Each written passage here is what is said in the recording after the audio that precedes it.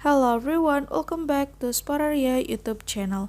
Alright guys, so yeah, in this video I would like to share you a tutorial on how to turn off Google Smart Lock on Samsung Galaxy A36.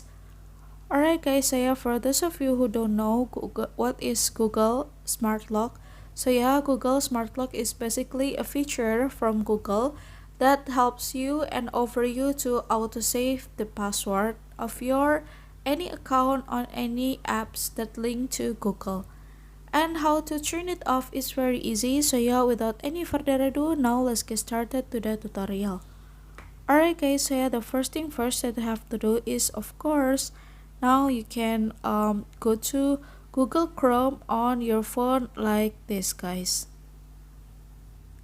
And then after that, now you can click three dots on the right top and go to settings menu. And then here now you can go to Google Password Manager. And then now you can click settings. And then here now you can turn off over to save password and auto sign in. So yeah, the Google Smart Lock is already off. Alright guys, so yeah, here's the tutorial, and then thank you so much for watching guys. Bye bye.